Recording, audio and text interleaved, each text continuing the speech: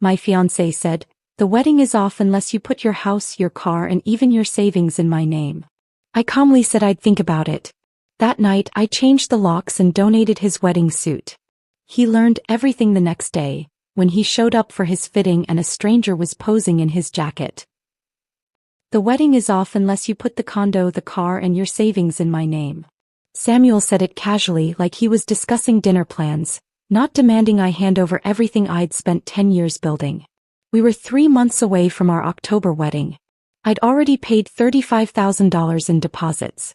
And the man I was supposed to marry had just turned our future into a hostage negotiation. I looked at him sitting across from me in my home office. My office in my condo that I'd bought 6 years ago without his help, and something inside me went completely cold. "Let me think about it," I said calmly. What I didn't tell him was that I'd already started planning something he'd never see coming. By the time he showed up for his final suit fitting on Monday, a complete stranger would be wearing his $5,000 Tom Ford jacket, and I'd be watching the whole thing unfold from my car across the street. But let me back up. Because understanding how I ended up in that moment requires understanding who I was before Samuel Brennan walked into my life and mistook my success for an opportunity. My name is Lily Morgan. I'm 33 years old and I'm a corporate real estate attorney in Denver. That condo Samuel wanted his name on? I bought it when I was 27 with money I'd saved from 3 years of brutal associate work at a law firm that didn't think women belonged in commercial real estate. The Range Rover he wanted transferred into his name? I paid cash for it at $38,000 I'd saved specifically for that purpose because I didn't want debt, didn't want payments, didn't want anyone to have leverage over something I needed. The savings account he wanted access to? That took a decade to build. 6 figures that represented every vacation I didn't take, every dinner out I skipped, every weekend I worked while my law school friends were living their lives. Every dollar in that account had a story. Every dollar represented a choice I'd made to prioritize security over spontaneity. I learned about financial independence from my mother, though not in the way most people learn things from their parents. I learned it from watching what happens when you don't have it. My mother died when I was 25, right before I passed the bar exam. Ovarian cancer that moved fast and showed no mercy. In those final weeks, when she knew she wasn't leaving that hospital, she grabbed my hand one afternoon and said something I've never forgotten. "Lily, wealth isn't about what you earn. It's about what you keep and what you protect.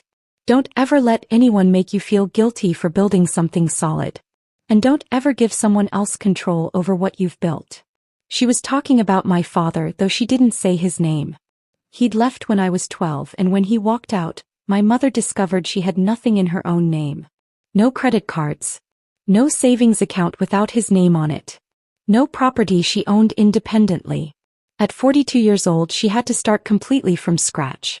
She rebuilt herself. Got her real estate license, worked 2 jobs for years, eventually became successful. But she never forgot what those early years of dependence felt like. The vulnerability. The powerlessness. The sick feeling of realizing you'd trusted someone with everything and they'd left you with nothing. So when I bought my condo at 27, I was honoring her. The market had dipped just enough to make it possible, but I emptied my savings and took on a mortgage that terrified me. My colleagues thought I was being reckless. "Rent for a few more years," they said. "Build more cushion." But I could hear my mother's voice in my head and I knew what I had to do. For the next 4 years I lived like a college student in a beautiful space. Cheap furniture from IKEA. No vacations. Cooking at home every night. Driving a 12-year-old Honda Civic I'd bought with cash from my first law firm bonus. Every raise, every bonus check, every tax refund went straight toward that mortgage principal. My best friend Rachel watched this entire process with a mixture of admiration and concern. We'd met in law school, bonded over being 2 of only 7 women in our corporate law program, and stayed close even as our paths diverged. She'd gone into public interest law, made a quarter of what I made, and seemed perfectly happy living with a roommate and 2 cats. "You're 30 years old and you haven't left Colorado in 4 years, she said one Sunday during our usual trail run. "You're missing your life." "I'm building my life," I corrected her. "There's a difference." When I made that final mortgage payment at 31, I sat alone in my condo and cried. Relief tears. Freedom tears. The kind of tears that come when you realize you've actually done something you weren't sure was possible. That condo was mine. Completely, totally mine. Every tile, every window, every square foot belonged to me because I'd earned it. Then I bought the Range Rover. Used 3 years old, but I paid the full $38,000 in cash. Rachel thought I was crazy again. Just finance it. Interest rates are low. But I didn't want payments. I didn't want debt. I wanted to know that if everything fell apart tomorrow, I had a home and a vehicle that no one could touch. By 32, I had that 6-figure savings account and a partnership track at one of Denver's most prestigious commercial real estate firms. I'd negotiated leases for major office buildings. I knew every zoning regulation in Denver County. Senior partners called me for advice. Clients requested me specifically. But I was also lonely in a way I didn't admit to anyone. I'd come home every night to that beautiful empty condo and wonder if I'd made the wrong choices. All my college friends were married or engaged. They posted pictures of vacations and anniversaries and shared lives. I had property and professional respect and financial security. But I didn't have anyone to share it with. That's the state I was in when I met Samuel Brennan 18 months ago at a charity gala for legal aid services. He was 35, charming, working in what he called finance consulting, which I later learned meant he advised startups on funding strategies, though none of his clients ever seemed to actually secure funding. But those first months felt effortless. He'd show up at my office with coffee during late nights. He'd listen when I talked about difficult clients. He seemed genuinely impressed by my career, by what I'd built, by the fact that I owned property at 33. He made me feel like someone finally saw the work behind the success. Rachel was skeptical from the beginning. She'd pull me aside at brunch and say, "There's something performative about him. Watch how he talks about you around other people. It's always about what you have, not who you are." But I was tired of being alone. Tired of being the only single attorney at firm events. Tired of coming home to silence. So I ignored the small warning signs. The way Samuel always steered conversations toward my assets. How he'd casually mention our place or our car, when legally everything was mine. How he never offered to contribute equally to expenses but always had money for expensive clothes and electronics he didn't need. 10 months into dating, he moved into my condo. His lease was ending, the conversation felt natural, and he started contributing $1,500 a month for utilities and groceries. Seemed fair. I owned the place outright, so he shouldn't have to pay what he'd pay in rent elsewhere. But things shifted within weeks. My minimalist aesthetic suddenly became cold and corporate. He started redecorating without asking, bringing home furniture I never wanted, inviting his friends over constantly for poker nights that left beer stains on my coffee table. Then came the comments about my career. How I worked too much. How his buddy's girlfriend was a yoga instructor with better work-life balance. How maybe I should consider estate planning instead of commercial real estate, something less stressful. Each comment felt small in isolation.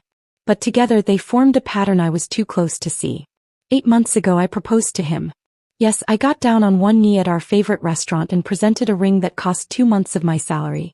He cried, said yes, and immediately started posting photos with captions about being set for life and finding his forever home. Not forever person. Forever home. That should have registered as strange. But I was caught up in wedding planning, throwing myself into it with the same intensity one brought to major cases. My half of the expenses climbed to $35,000. Venue at the Botanic Gardens, photographer, caterer, florist, string quartet. Samuel would occasionally mention costs but never offered to split anything equally, and I told myself it was fine because I earned more. Rachel's skepticism intensified.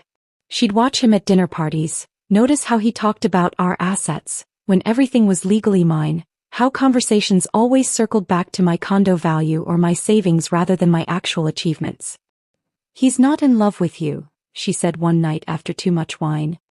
"He's in love with what you've built." I didn't want to hear it. I was 3 months away from not being alone anymore. 3 months away from having someone to come home to. 3 months away from finally having what everyone else seemed to have so easily. And then Samuel sat down in my home office and delivered his ultimatum. Transfer the condo. Transfer the car. Give him access to my savings. All of it or the wedding was off. I looked at him across my desk. The desk I'd bought with my first bonus, in the office I'd created in the condo I'd purchased alone, and something crystallized. He didn't want to build a life with me. He wanted to take possession of the life I'd already built. And he was using our wedding, our relationship, our supposed future together as leverage to make it happen. Let me think about it, I said, keeping my voice steady. He stood up, confident he'd won. Don't take too long. We've got vendor deadlines. After he left the room, I sat there for a long time thinking about my mother's words. About what she'd warned me to protect. About the difference between partnership and possession. And I started planning something Samuel would never see coming. That night I couldn't sleep. I lay in bed staring at the ceiling, replaying Samuel's words in my head. Not just the ultimatum itself, but the way he'd delivered it. The casual tone, like he was asking me to pick up groceries. The prepared quality of his speech, like he'd rehearsed it multiple times. The immediate escalation to threats when I didn't agree instantly. This wasn't spontaneous. This was calculated. Sunday morning I met Rachel for our usual trail run at Washington Park. We'd been doing this same route every Sunday for 5 years. 7 miles that took us around the reservoir twice. Usually we talked about work, about cases, about nothing important. Today I unloaded everything before we'd even finished the first mile. Rachel stopped mid-stride, hands on her knees, breathing hard. But it wasn't from exertion. Say that again. He wants what? The condo. Her. Access to my savings. All of it transferred into his name or at minimum joint ownership. 3 months before the wedding. She straightened up and her expression shifted into something I'd rarely seen. Pure anger. Lily, that's not a partnership request.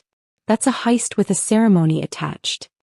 He's making it sound reasonable. Like I'm being paranoid for hesitating. Of course he is. Rachel grabbed my shoulders, forcing me to look at her. My sister went through this exact thing 6 years ago. Her ex wanted his name on her car and condo to prove she trusted him. She did it because she loved him and didn't want him to feel like she was holding back. 2 years later, during the divorce, she had to buy him out of assets he never contributed a single cent toward. He walked away with $80,000 of her equity while she struggled to refinance everything back into her own name. I felt something cold settling in my chest. Rachel, I don't know what to do. You call a lawyer. Today. Not a wedding planner, not a therapist. A lawyer who specializes in asset protection. And you don't tell Samuel you're doing it. We finished the run in silence, but my mind was racing the entire time. By the time I got home, Samuel had left for one of his networking coffee meetings that never seemed to result in actual work. I showered, changed, and made a phone call I never thought I'd be making 3 months before my wedding. Monday morning at 9, I called Jonathan Hastings. He was a family law partner at my firm, 62 years old, with a reputation for being brilliant and brutally honest. We'd worked together on a few cases where real estate intersected with divorce proceedings, and I'd always respected his perspective. Lily, this is unexpected, he said when his assistant put me through. What can I do for you? I explained the situation as clinically as possible, keeping emotion out of it, presenting it like a case file. The ultimatum. The timing. The specific assets Samuel wanted access to. The way he'd framed my hesitation as a character flaw. The silence on the other end lasted so long I thought the call had dropped. Jonathan. I'm here.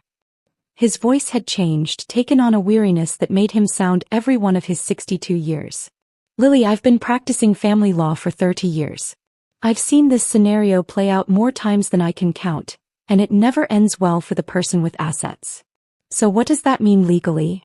It means if you transfer these assets before marriage, you're making a gift with zero legal protection. Something happens and you break up, you have no recourse to get them back. After marriage, they become marital property, which means in a divorce they'd be split. Either way, you're massively exposed. I felt my attorney brain kick in, the part of me that could analyze situations without emotion. What about the timing? Does that matter? The timing is the biggest red flag here. Jonathan's voice got firmer. An ultimatum 3 months before a wedding, after you've already paid deposits and made commitments? That's not love talking, Lily. That's strategy. That's someone who knows exactly what they're doing and is using your emotional investment and financial sunk costs as leverage. The words landed like a physical blow. What should I do? Tell him you want to consult a financial planner before making any decisions about asset transfer. Watch his reaction carefully. If he's a legitimate partner who wants what's best for both of you, he'll understand due diligence. If he's not, he'll escalate the pressure and make you feel guilty for being cautious. We talked for another 20 minutes. Jonathan asked detailed questions about Samuel's financial situation, his contributions to household expenses, his work history. With each answer, I could hear the concern growing in Jonathan's voice. "One more thing," he said before we hung up. "Document everything from this point forward. Keep records of conversations, texts, financial contributions. If this goes sideways, you'll need proof of what actually happened versus what he might claim happened." I spent the rest of Monday in a dissociative state I recognized from particularly stressful cases. Physically present, going through motions, but emotionally somewhere else entirely. I showed up to meetings. I reviewed contracts. I responded to emails. But my mind was elsewhere, replaying every interaction with Samuel through this new lens Jonathan had provided. How quickly things had changed after he moved in. How my home had stopped feeling like mine. How every conversation about my work had become criticism disguised as concern. How he'd never once suggested we save together for something, buy something jointly, build something new. Only that I transfer what I already owned. The pattern was forming, clear and undeniable now that I was actually looking at it. Wednesday night we had dinner at home. I'd picked up Thai food on the way back from the office and we ate at my kitchen table. The table I'd bought 3 years ago in the kitchen of the condo I'd owned for 6 years. "I've been thinking about what you said," I started carefully. "About the asset transfers." Samuel looked up, expression immediately guarded. "And I want to talk to a financial advisor first. Make sure we're structuring everything properly for tax purposes, for legal protection. These are major financial decisions and I want to make sure we're doing them right." His face changed. The guardedness shifted to something harder, colder. "You're overthinking this. I'm being cautious with major assets." "That's not overthinking, that's being responsible.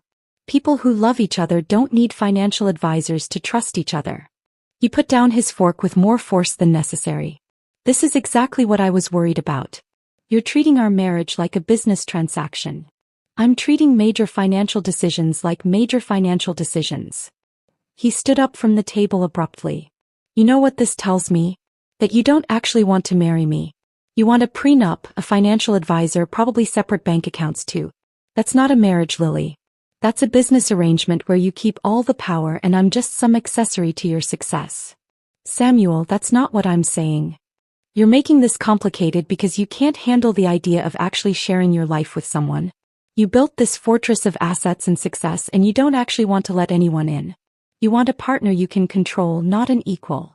He grabbed his keys and wallet. "I'm going to stay at Marcus's place for a few days. Maybe you'll figure out what you actually want. Because right now it's pretty clear you want a wedding more than a marriage." The door closed behind him, not quite a slam but close enough. I sat at that table for a long time after he left, food getting cold, mind cycling through everything he'd just said. The way he'd twisted my reasonable request into a character assassination. How he'd made me feel guilty for wanting to protect assets I'd built before he existed in my life. How quickly he'd escalated from conversation to abandonment. My phone buzzed. A text from Samuel, "Staying at Marcus's tonight. Need space to think about whether we're actually ready for this." Then another, "It hurts that you don't trust me enough to build a real partnership."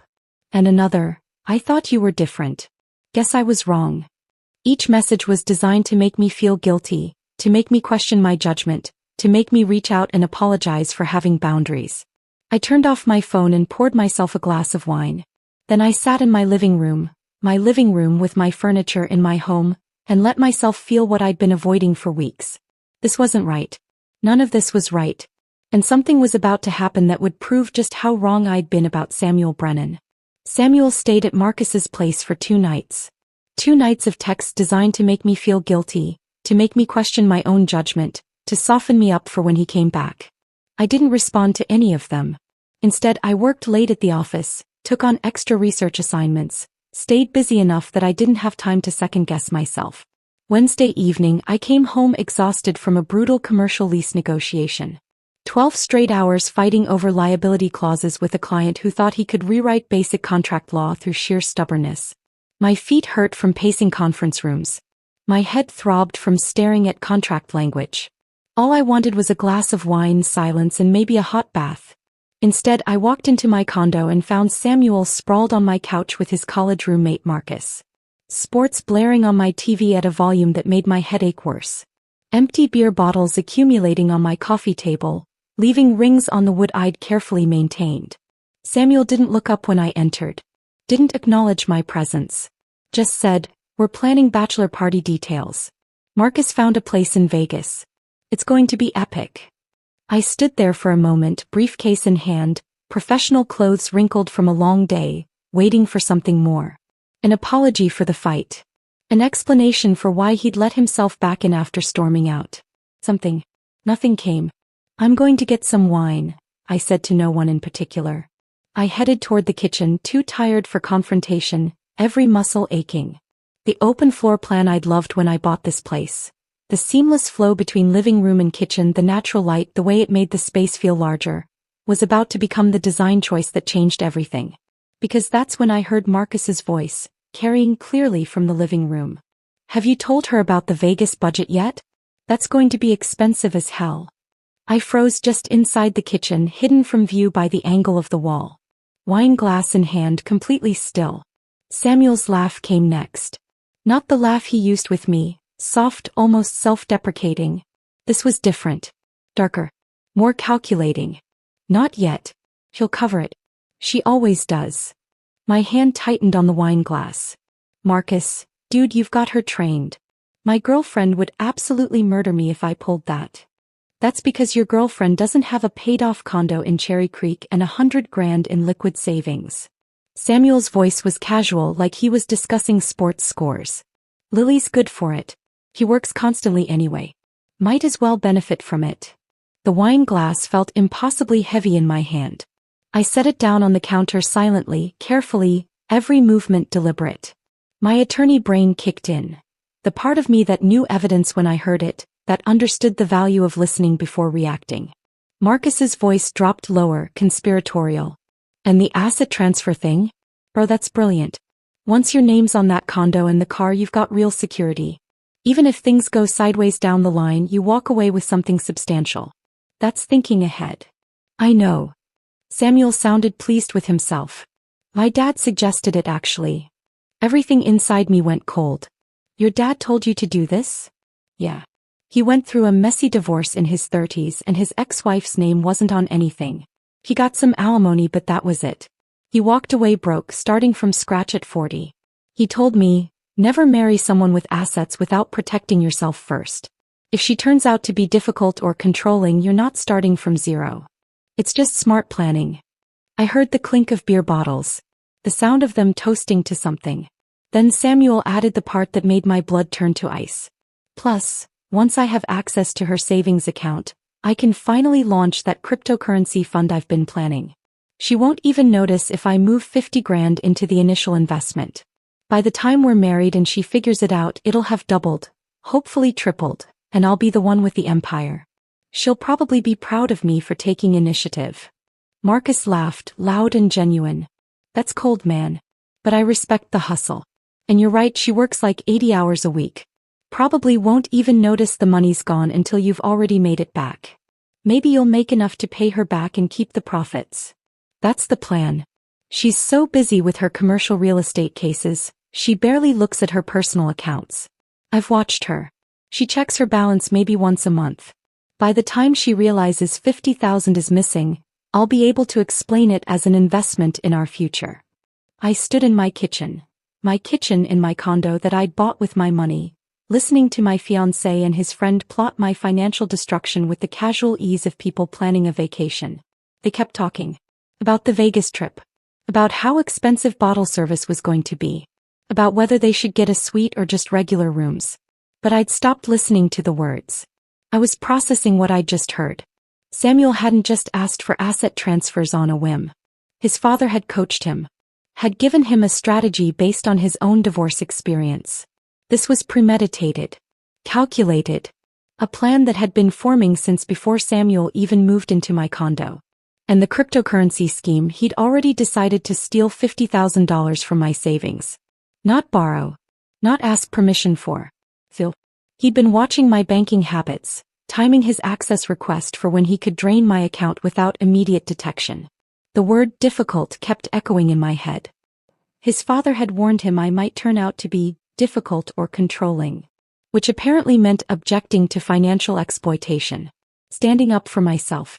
Protecting what I'd built. I forced myself to move. Walked back through the living room like I'd heard nothing.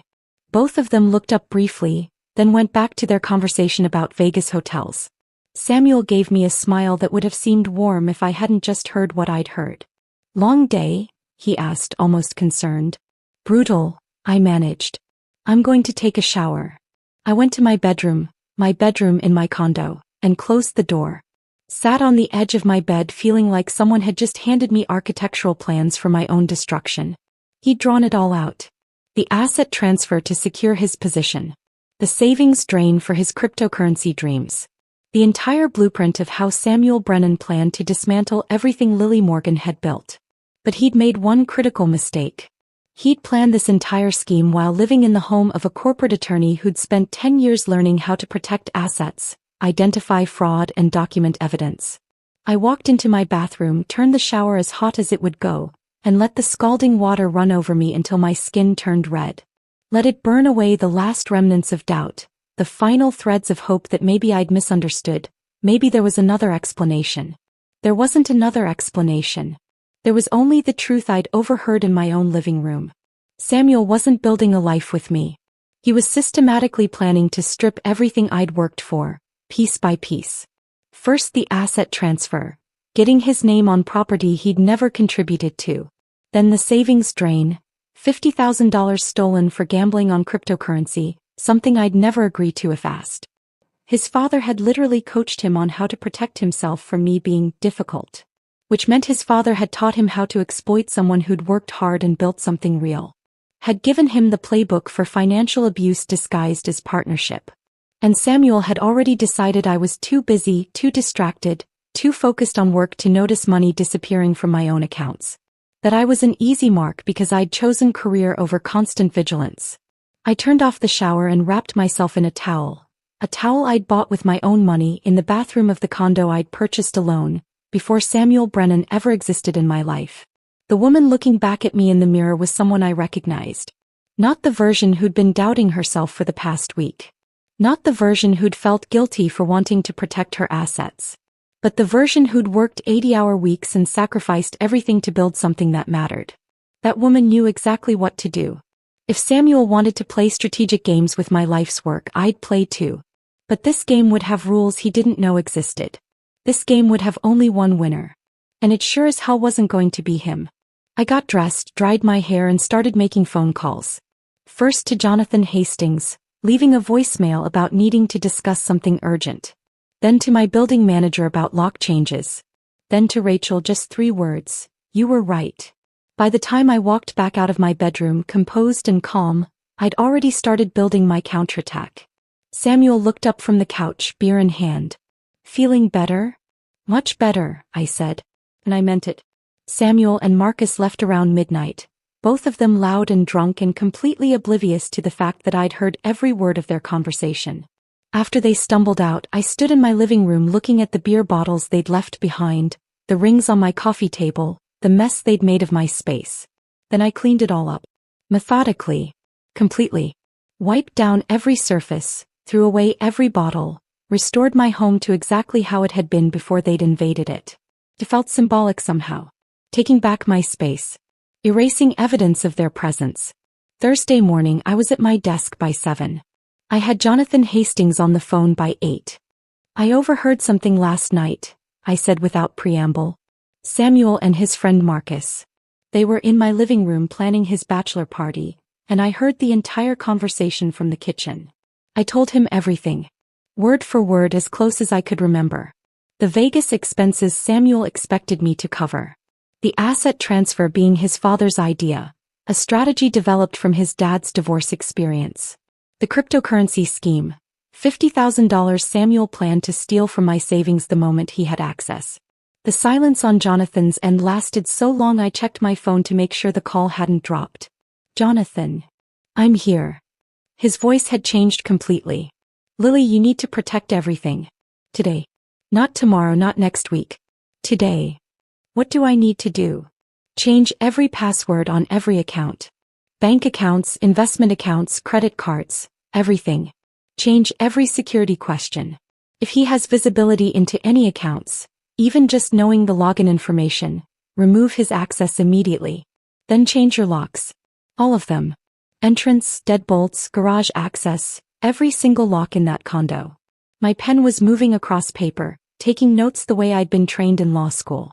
What about documentation? Write down everything you remember from that conversation while it's fresh. Exact quotes if possible, close paraphrases if not. Note the time, the location, who was present. Create a spreadsheet of what you owned before Samuel versus what you purchased together. I'm guessing that's going to be heavily weighted toward your assets. Take photographs of every room showing your property. Back everything up to encrypted cloud storage and send copies to me and to someone you trust completely. Rachel. Perfect. Do all of this today. If this escalates to legal action, and I think it might based on what you've told me, you'll need proof this was calculated fraud, not just a relationship dispute. I was already opening my laptop, pulling up my banking website. The locks are going to be expensive. I don't care if they cost $5,000. Change them today. He has keys to your condo and he's planning to drain your savings. You cannot let him have physical access to your space while you're protecting your accounts. By 9, I'd changed every password on every financial account I had. By 10, I'd updated all security questions to answers Samuel would never guess, replacing my mother's maiden name with obscure references only I would know, changing my first pet's name to a randomly generated phrase, creating layers of security that would take a determined hacker to break through. At 11, I called my building's property manager, a woman named Patricia who'd always been efficient and professional. Patricia, I need to change all the locks in my unit. Today if possible, tomorrow at the latest. Oh. Pause. Is everything okay, Lily? I'm ending my engagement. My fiancé has keys and I need them to stop working immediately. Her voice shifted, became warmer. I understand completely. Let me call our locksmith. With the smart lock system you have, it's going to run about $1,200 for everything. Entrance, deadbolt, garage access codes. That's fine. Can they do it tomorrow? I'll make it a priority. Will you be home? No, but I'll give you authorization to let them in. Just please make sure it happens before end of day Friday. Consider it done. And Lily? I'm sorry you're going through this. After I hung up, I opened a new spreadsheet and started documenting everything. One column for items I'd owned before Samuel moved in. Another for items we'd purchased together. The condo, 100% mine, purchased 6 years ago, mortgage paid off 2 years ago. The Range Rover, 100% mine, purchased 3 years ago with cash. Furniture, approximately 95% mine, accumulated over 6 years. Joint purchases, one high-end coffee maker, approximately $400. A set of cookware I never used, around $300. Decorative pillows for the couch, maybe $200. A smart TV he'd insisted we needed, $600. Total joint purchases, $1,500 out of an estimated $250,000 in assets within the condo. I created another spreadsheet tracking Samuel's financial contributions since he moved in. $1,500 monthly for 10 months. $15,000 total. Utilities, groceries, nothing toward the mortgage that no longer existed, nothing toward property taxes or HOA fees, nothing toward the actual ownership of anything. Then I went room by room with my phone, photographing everything. Every angle of every room. The furniture, the art, the appliances, the flooring, the fixtures. Creating a visual record of what existed in my space before I removed Samuel from it. I encrypted everything and uploaded it to a secure cloud service. Then I sent copies to Jonathan and Rachel with a simple subject line, documentation. Rachel called immediately. What am I looking at? Evidence. In case Samuel tries to claim he contributed to any of my assets or has rights to anything in the condo. You're really doing this. I'm really doing this. Good. Her voice was fierce. He deserves everything that's coming to him.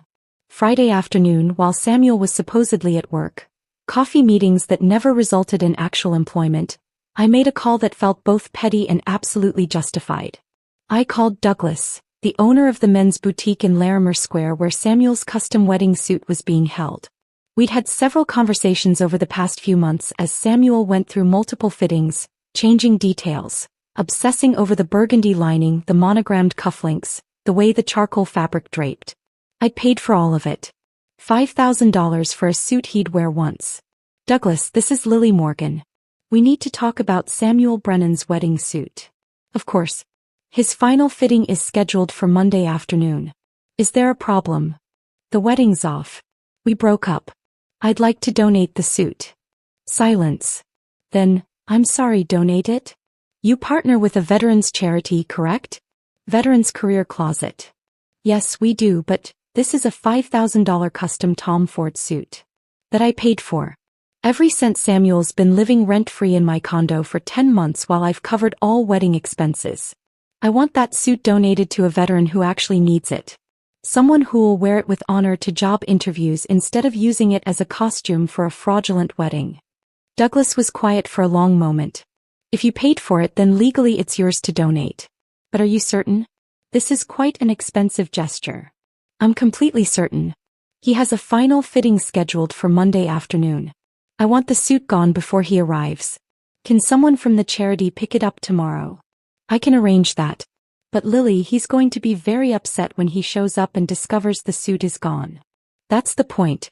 And Douglas, when he does show up, just tell him there was a miscommunication and his suit was donated. Don't mention my involvement unless he asks directly. This feels like there's quite a story here. There is. And it ends with a deserving veteran getting a beautiful suit instead of a con artist wearing it to a wedding that was always about accessing my assets. Saturday morning, I woke up with absolute clarity about what needed to happen next. I drove to the Botanic Gardens where we'd booked our ceremony space. Jennifer, our coordinator, looked concerned the moment I walked in alone. Lily, is Samuel meeting you here? No. I need to cancel the wedding. Her expression shifted to professional sympathy. I'm so sorry. Let me pull up your contract. She typed on her computer for a moment. The deposit is non-refundable, and canceling within 90 days means we retain 60% of the remaining balance. Total would be about $14,000. I pulled out my checkbook without hesitation. I'd like to pay that now. For the next 2 hours, I systematically canceled every wedding vendor. The photographer, $2,000 lost. The caterer, $3,500 gone. The florist, $1,800. The string quartet, $1,200. Each cancellation felt like cutting a cord that had been strangling me. By noon, I'd spent $23,000 canceling a wedding to a man who'd planned to steal $50,000 from my savings. Still cheaper than what he'd intended. As I was finishing paperwork with Jennifer, she mentioned something that stopped me cold. By the way, a young couple inquired about your October date last week. Both elementary school teachers. They absolutely loved the garden space, but when I quoted them the price, they said it was beyond their budget. The bride actually cried. It was heartbreaking. Something shifted in my chest. What would make it affordable for them? Jennifer calculated quickly. If someone covered about $8,000 of the venue cost, they could probably manage the rest with their savings. My hand was shaking slightly as I wrote another check. Apply this to their booking. Anonymous donor. Tell them someone wanted them to have a beautiful wedding day. Jennifer's eyes filled with tears. You're going through a breakup and you're paying for complete strangers to get married? I'm paying for good people to have something beautiful. Samuel was going to use my money to fund cryptocurrency gambling. This feels infinitely better. Sunday morning, I packed all of Samuel's belongings. Every piece of clothing still hanging in my closet. Every expensive electronic device scattered throughout my space. His cryptocurrency magazines that now felt like evidence. His motivational business books about manifesting wealth and attracting abundance. Every physical trace of him. I labeled each box clearly and stacked them in my assigned parking space in the garage. Then I sat down at my kitchen table and drafted a text message. I wrote it 17 different times before I got the words exactly right. Samuel, I've thought carefully about your proposal regarding asset transfer. You're right. We need to be on the same page about this marriage. I've realized we have fundamentally different definitions of partnership. You see assets to acquire and exploit. I see a life's work to protect. I've canceled the wedding and all vendors. Your belongings are boxed in parking space 23. I've changed all locks and access codes. Collect your things by Monday noon, after which everything will be donated. I wish you clarity about what partnership actually means. I read it one final time. Then I hit send, powered off my phone completely and called Rachel. Pack a bag. We're going to Breckenridge for the weekend. Right now. Right now. We stayed in a small cabin in the mountains. Hiked trails where the aspen trees were just starting to turn gold. Drank wine by a fireplace. Talked about everything except Samuel. Rachel kept watching me with concern. You're weirdly calm about this. I'm not calm, I said. I'm free. There's a difference. Sunday evening, Rachel and I drove back from Breckenridge as the sun was setting behind the mountains. The entire weekend my phone had been off. Powered down completely. For 48 hours, I'd existed in a space where Samuel Brennan and his schemes didn't exist. Now, sitting in Rachel's car as we pulled into Denver, I held the phone in my hand, finger hovering over the power button. You don't have to turn it on yet, Rachel said quietly. I do. I need to see how bad it is. I pressed the button and watched the screen light up. It took a full 30 seconds for all the notifications to load. 87 missed calls. 62 text messages. 15 voicemails. Jesus, Rachel breathed, glancing at my screen. He completely lost it. I started reading through the texts, watching Samuel's mental state deteriorate in real time through his messages. They'd started arriving within an hour of my text on Sunday morning. First came confusion. What are you talking about? Is this a joke? Call me immediately. Then more urgent confusion. Lily, I just tried my key and it doesn't work. What's going on? Call me now. Then panic. I went to the garage and all my stuff is in boxes. Please tell me this is some kind of test. Please call me. We need to talk. Then anger started bleeding through. You can't just cancel our wedding without discussing it. We paid deposits together. This is insane. We hadn't paid deposits together. I'd paid every single one. The messages continued, timestamps showing he'd been texting every 20 to 30 minutes for hours. Everyone's asking me what happened. What am I supposed to tell them? That you went crazy. You're making the biggest mistake of your life. We're supposed to be partners. I can't believe you're doing this over text. After everything we've been through. Then the rage fully emerged. You know what? Everyone's going to know what kind of person you really are. Controlling. Incapable of trust. You're going to die alone in that condo you care about more than actual human beings. I gave up everything for you. Moved into your place. Dealt with your insane work hours. Put up with your controlling behavior. And this is how you repay me. Rachel was reading over my shoulder. Put up with your controlling behavior? Is he serious? Keep reading, I said. It gets worse. The bargaining phase started around midnight Sunday. Lily, I'm sorry. I shouldn't have said those things. Please let's just talk. Face to face. We can work through this. Forget the asset thing. Let's just talk about a prenup instead. Would that make you feel better? I'll sign whatever you want. Please don't throw away what we have over money. I love you, not your condo or your car. Please just call me. Then his father's voicemail, which Rachel insisted on listening to after I described it. I put it on speaker. His father's voice was cold, controlled rage. Ms. Morgan, this is Richard Brennan, Samuel's father. What you're doing is not only cruel, it's financial abuse. You manipulated my son, made him financially dependent on you, and now you're publicly abandoning him to humiliate him. You will fix this situation immediately, or you will face serious consequences. Legal consequences. I promise you that. Rachel's mouth fell open. His father literally coached him to steal your assets, and now you're the financial abuser? Projection is a hell of a thing. There were texts from Marcus too. You're a cold bitch for doing this over text. Samuel deserves better than a corporate shark with no heart. And from numbers I didn't recognize, Samuel's friends probably. I don't know what Samuel did, but you didn't have to humiliate him like this. Canceling a wedding 3 months out? That's brutal. I hope you're happy with yourself. I scrolled through them all, feeling nothing. No guilt, no second thoughts, no desire to respond or explain. Just a distant curiosity about how someone could be so completely delusional about their own behavior. Are you going to respond? Rachel asked. No. There's nothing to say. He knows what he did. His father knows what they planned.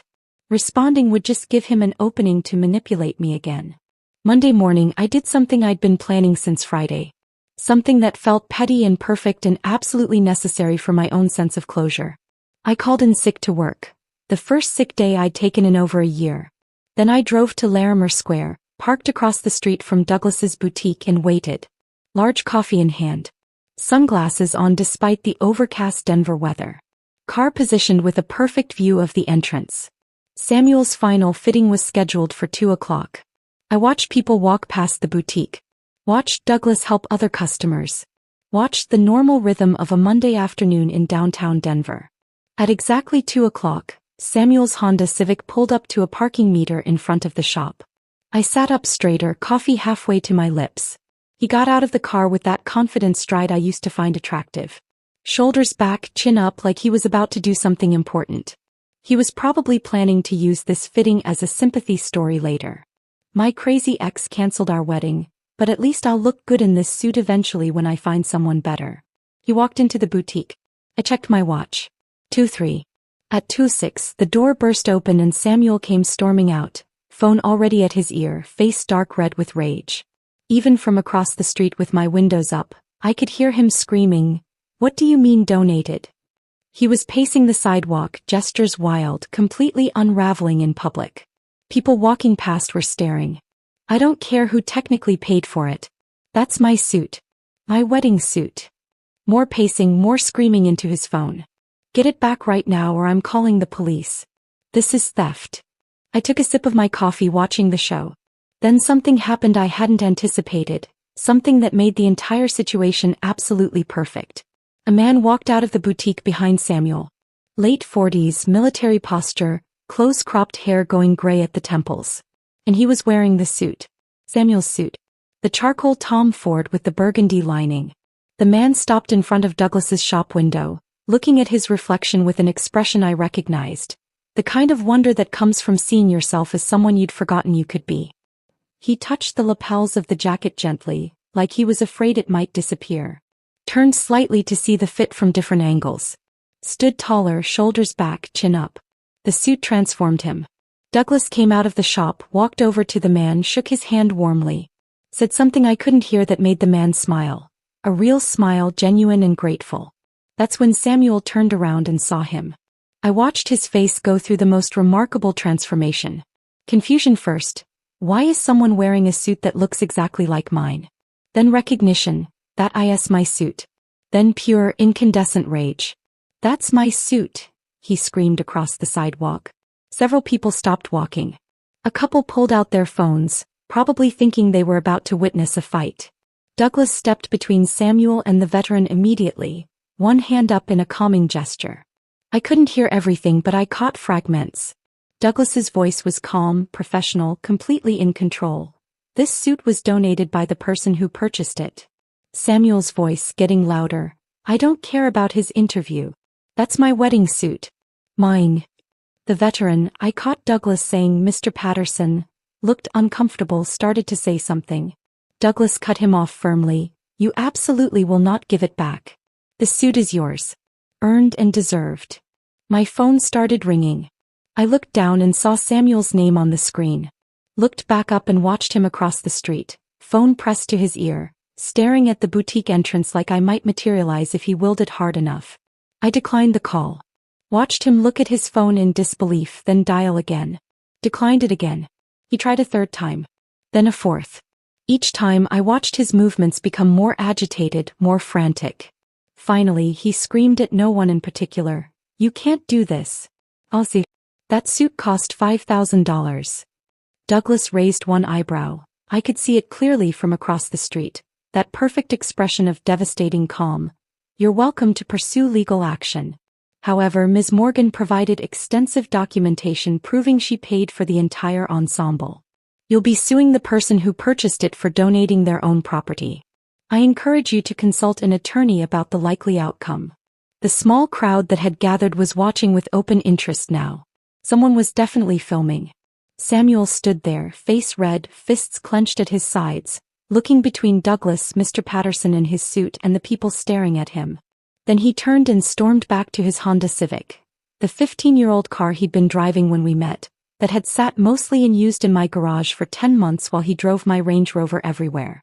He got in, slammed the door and peeled out of the parking spot so aggressively his tires squealed against the pavement. I watched him disappear down the street, then looked back at the boutique. Mr. Patterson was going back inside with Douglas, both of them talking, the veteran still touching the jacket like he couldn't quite believe it was real. I finished my coffee, started my car and drove home.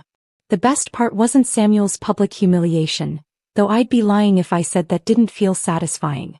The best part was knowing that right now a good man was wearing that $5,000 suit. A man who would wear it with honor to a job interview, who would use it to rebuild his life, who deserved it infinitely more than Samuel ever had. Sometimes revenge isn't about destruction. Sometimes it's about making sure something beautiful ends up in the right hands. When I got back to my condo that afternoon, I felt lighter than I had in months. Watching Samuel unravel on that sidewalk, watching Mr. Patterson walk away in that suit with dignity and hope, it had been the closure I needed. But Samuel wasn't done. Not even close. By Tuesday morning, my phone was filling up with a different kind of message. Not from Samuel, but from mutual acquaintances, people from my building, even a few distant colleagues. The smear campaign had begun. Samuel's social media had transformed overnight into a performance of heartbreak. Cryptic posts appeared every few hours. Sometimes you discover someone's true colors when you ask them to treat you as an equal partner. Narcissists weaponize their success to control and discard people who genuinely love them. Financial abuse is real, and it's not always the man doing it to the woman. Each post got dozens of sympathetic comments.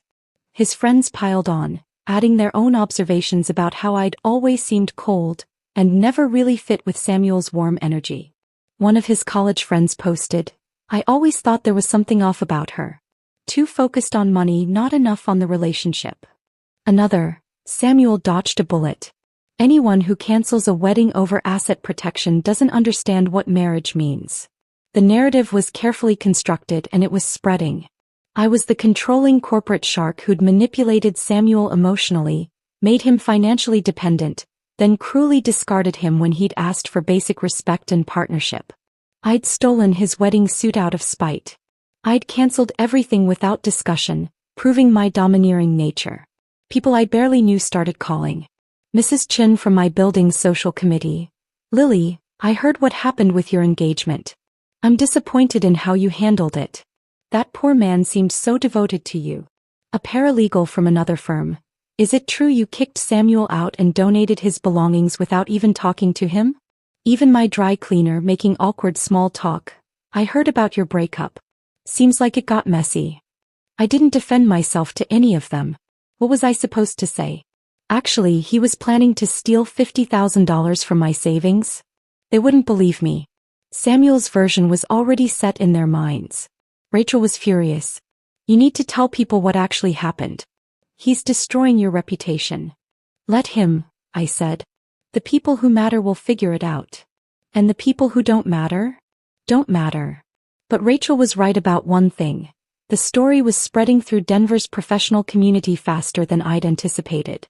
By Wednesday, I'd gotten 3 uncomfortable conversations at work from people who'd heard something and wanted to know if I was okay. That's when Margaret Keating stepped in. Margaret was our senior partner, 68 years old, with silver hair she wore in a sharp bob and a reputation for absolutely destroying opposing counsel in depositions. She'd been practicing family law for 4 decades, and she had exactly 0 patience for financial manipulation in relationships. Thursday afternoon she appeared in my office doorway. "Close your door," she said. I did. "I've been hearing things," Margaret said, settling into the chair across from my desk. "About you and your ex-fiancé. About how you supposedly abused him financially and stole his wedding suit."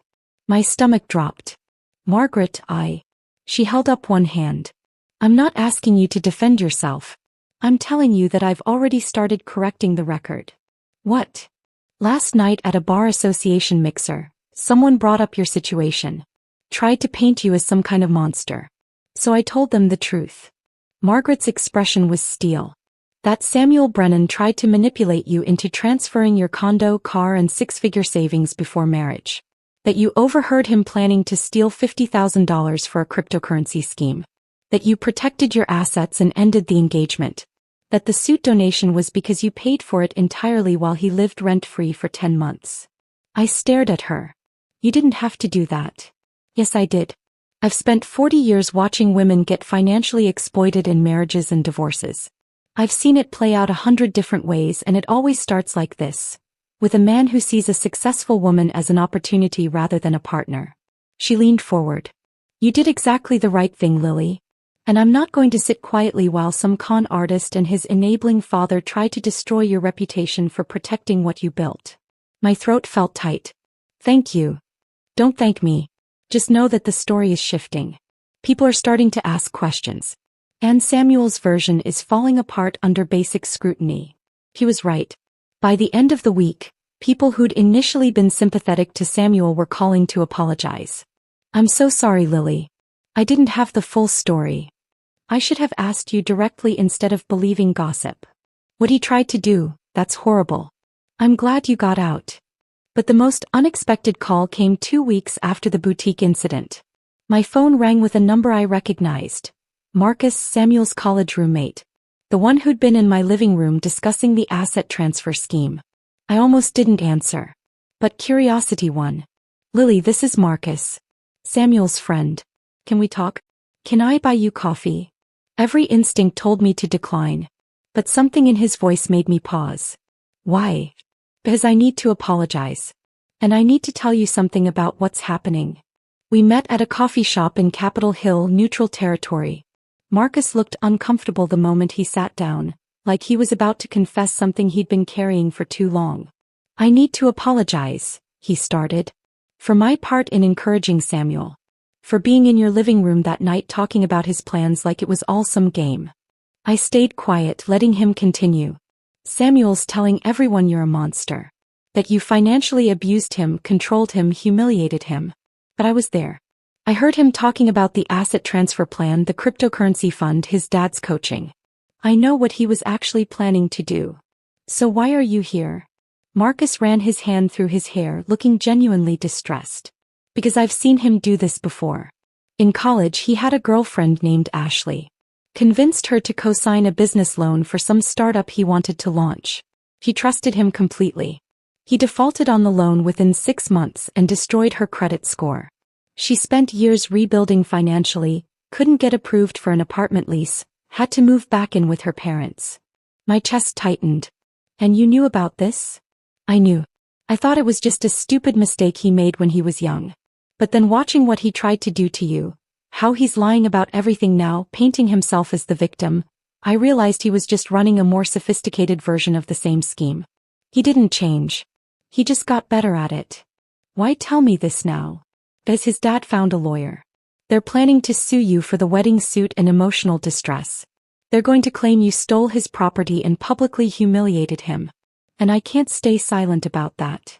Marcus pulled out his phone, showed me a text thread with Samuel from 2 weeks ago, before the boutique incident. Samuel bragging about the crypto fund he was going to launch with Lily's money, about how she'd never notice 50 grand missing, about how once his name was on her assets he'd have real security. I'm willing to testify, Marcus said. If it goes to court. About what I heard him say, what his actual plans were. It's the least I can do. I took photos of the text thread with my own phone. Thank you. This helps. I'm sorry I didn't say something sooner. I should have warned you before it got this far. After Marcus left, I sat in that coffee shop for a long time thinking about Ashley. About how many other women there might have been. About patterns of behavior that don't change, just evolve. Then I called Jonathan Hastings. We might have a lawsuit coming, I told him. But we also have a witness willing to testify about what Samuel was actually planning. Good. Let me handle this. Within 48 hours, Jonathan had drafted a legal letter that was essentially a surgical strike. 8 pages outlining exactly what discovery would reveal if Samuel proceeded with litigation. Documented evidence of his plan to drain my savings for unauthorized cryptocurrency investment. Testimony from multiple witnesses about the asset transfer scheme being premeditated. Proof that I'd paid for all wedding expenses including the disputed suit. Bank records showing Samuel's minimal contributions to household expenses. A proposed countersuit for attempted financial fraud and coercion. The letter's conclusion was devastating. Should your client proceed with litigation, Please be advised that Ms. Morgan is a corporate real estate attorney with extensive trial experience and unlimited access to expert witnesses regarding financial manipulation in intimate relationships. Discovery will be invasive, thorough, and costly for your client. We encourage you to advise Mr. Brennan accordingly. Jonathan sent it on a Tuesday. By Friday, Samuel's attorney had withdrawn from the case. Samuel's father called me directly one last time. His voice was tight with barely controlled rage. You think you've won. You think destroying my son's reputation makes you powerful. But everyone will eventually see what you really are. Kept my voice level. Everyone already sees what your son really is. That's precisely the problem. You coached him to exploit me and now you're angry it didn't work. You have no idea what you're talking about. I have recordings of your son discussing the exact strategy you taught him. I have witnesses. I have documentation. If you contact me again, I'll add harassment to the countersuit. Are we clear? Silence. Then the call ended. I blocked both their numbers and never heard from either of them again. The lawsuit threat evaporated completely. And slowly my life started returning to something resembling normal. Except it wasn't the same normal. It was better. Because I'd learned something Samuel and his father never expected me to learn. That protecting yourself isn't selfish, and that sometimes the people who call you cold are just angry you won't let them rob you blind. The weeks after blocking Samuel and his father were strange. Not difficult exactly. Just strange. Like adjusting to silence after living next to construction noise for months. I threw myself into work with the same intensity I'd always had, but now it felt different. Lighter. I wasn't coming home to someone who resented my success. Wasn't defending my career choices. Wasn't monitoring my bank accounts for unauthorized transfers. My condo felt like mine again. I rearranged furniture back to where I'd originally had it. Donated the expensive pieces Samuel had brought in. Replaced the cryptocurrency magazines on my coffee table with books I'd been meaning to read for years. Rachel came over one Friday night with wine and takeout. You seem different, she said, settling onto my couch. Different how? Lighter. Like you've been holding your breath for a year and finally exhaled. She wasn't wrong. 3 months after the breakup, Margaret called me into her office. Close the door, she said, and my stomach dropped. That tone usually meant bad news. But Margaret was smiling. The partnership committee met yesterday. We'd like to offer you junior partner, effective immediately. I stared at her. I thought that wasn't happening until next year. It wasn't. But I made the case that your judgment under personal pressure, the way you handled the situation with Samuel, demonstrated exactly the kind of clear thinking and self-protection we value in partners. You didn't let emotion cloud your judgment. You documented everything, protected your assets, and handled the aftermath with professionalism. The committee agreed. Margaret, I don't know what to say. Say yes. And then get back to work. The Henderson commercial lease isn't going to negotiate itself. I said yes. That weekend, Rachel and I booked a trip to Portugal. 3 weeks in September. We stayed in small coastal towns, ate seafood and drank wine, hiked along cliffs overlooking the Atlantic. For 3 weeks, I didn't check my work email obsessively. Didn't think about Samuel. Just existed in the moment. This is who you're supposed to be, Rachel said one afternoon as we sat on a beach. Not the version who was constantly monitoring someone else's moods and schemes. I forgot what peace felt like. Don't forget again. When I got back to Denver, my condo felt even more like home. I'd missed it in a way I never had when Samuel was living there. Missed the quiet. Missed having space that was entirely my own. Then 6 months after canceling the wedding, something arrived that changed everything. A large envelope came to my office with Douglas's boutique return address. Inside was a note. Thought you should see this. And a card. The handwriting was careful, deliberate, like someone who didn't write by hand very often. The card had a simple design, just "thank you" on the front in elegant script. Inside the message read, Ms. Morgan, Mr. Douglas gave me your work address and said it would be okay to write to you. I'm James Patterson, the veteran who received the suit you donated. I wanted you to know what that gift meant to me. I got the corporate security job I interviewed for. The one I wore your suit to. I've been promoted twice in 6 months. I'm now managing security for an entire tech campus. But more than the job, that suit gave me something I'd lost. Confidence. Dignity. The feeling that I belonged in professional spaces again. I don't know what happened between you and whoever that suit was originally for, and it's not my business. But I want you to know that your generosity changed my life. I'm including a photo from my first day of work. I wanted you to see what your gift made possible. With deepest gratitude, James Patterson. The photo showed a man standing tall in front of a corporate building, wearing the charcoal Tom Ford suit with burgundy lining. The same suit Samuel had spent hours selecting, obsessing over every detail. But on James it looked different. It looked earned. He stood with his shoulders back, chin up, eyes clear. He looked like he belonged exactly where he was. I sat at my desk holding that card for a long time, feeling something shift in my chest. Not just satisfaction that the suit had gone to someone who deserved it, but genuine joy that something good had come from my worst judgment call. I framed the photo and hung it in my home office, right above my desk. During late nights reviewing contracts or preparing for difficult negotiations, I'd look up and see James Patterson standing proud in that suit, and remember that sometimes the best revenge is making sure something beautiful ends up in the right hands. 9 months after the breakup, I was having lunch with a client at a restaurant downtown when I saw him, Samuel, sitting at a table near the window with a woman I didn't recognize. She was attractive, professional-looking, laughing at something he'd said. And I watched him use the exact same gestures he'd used with me, leaning in attentively, touching her hand across the table, that smile that made you feel special. My first instinct was to leave immediately. Just pay the bill and go. But something stopped me. I watched them for a moment. Saw how she looked at him, the same way I probably had in those early months. Like he was genuinely interested in her as a person, not as an asset to acquire. When she got up to use the restroom, I did something impulsive. I followed her. She was washing her hands when I approached. This is going to sound completely insane, but are you dating Samuel Brennan? She turned, surprised but not hostile. Yes, for about 4 months now. Why? I was engaged to him until about 8 months ago. I'm not here to cause drama or interfere, but please, be very careful with your financial information. Don't let him pressure you into transferring assets or giving him access to your accounts. And if he ever gives you an ultimatum about proving your love through property transfer, please run. She stared at me. He told me you were a controlling ex who couldn't handle his ambition. I'm sure he did.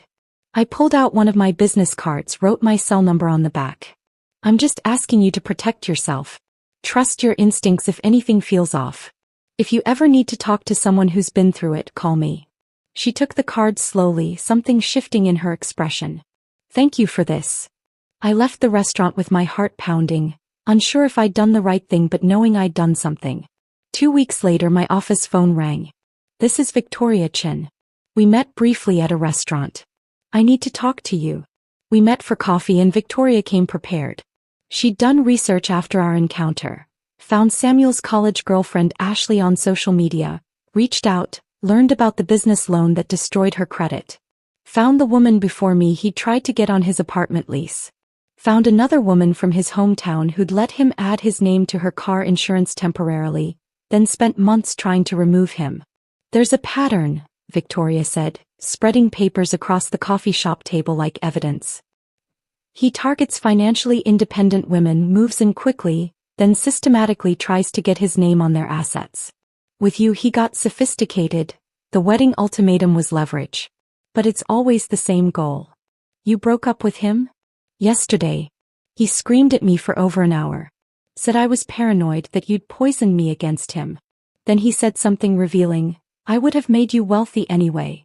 Like access to my money was always the plan and he was doing me some kind of favor. Victoria pushed a folder across the table. I documented everything. His attempts to get my banking information. Conversations about adding his name to my car title. Pressure to let him manage my investment accounts. If you ever need this for anything legal, it's yours. I took the folder feeling something like vindication. Not just for me but for Ashley and all the others. Thank you for warning me, Victoria said. You probably saved me from making a terrible mistake. Someone should have warned me. I'm just glad you listened. October arrived. The month that should have been my wedding. Rachel insisted we go to the Botanic Gardens on what would have been my wedding day. Trust me, she said when I protested. We arrived to find a wedding in progress. The young teachers I'd anonymously sponsored with the $8,000 venue contribution. The ceremony was simple, beautiful. The bride was crying during her vows, real tears, not performance tears. The groom held her hands like she was something precious and rare. Their friends and family filled the garden with genuine laughter and joy. Rachel and I watched from a distance, and something in my chest that had been tight for months finally loosened. "That's what it's supposed to look like," Rachel said quietly. "Yeah." Jennifer, the venue coordinator, spotted us and walked over. "Lily, I'd hoped you might come. The bride specifically asked me to thank you if I ever saw you." She said someone believing in their love when they couldn't afford to celebrate it properly meant more than the money. I watched the couple's first dance, and for the first time since the boutique incident, I cried. Not from sadness or regret, but from something like closure. My money had created actual joy instead of funding a fraudulent performance. And somehow that made everything worth it. Rachel and I left the Botanic Gardens as the sun was setting, the newlyweds still dancing with their guests under string lights I'd helped pay for. The whole drive home I felt something I hadn't expected. Not sadness that it wasn't my wedding, but genuine happiness that my money had created something real and beautiful. "You okay?" Rachel asked as we pulled up to my building. "Yeah.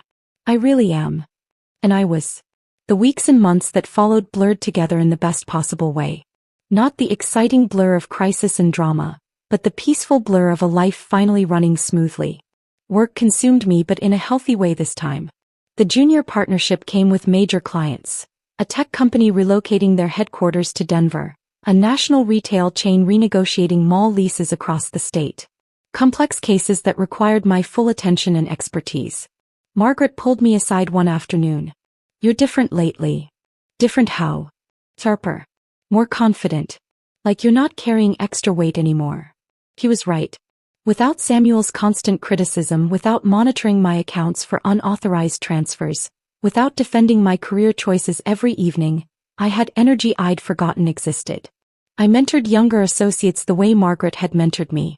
When a 26-year-old named Emily came to me worried about her boyfriend's sudden interest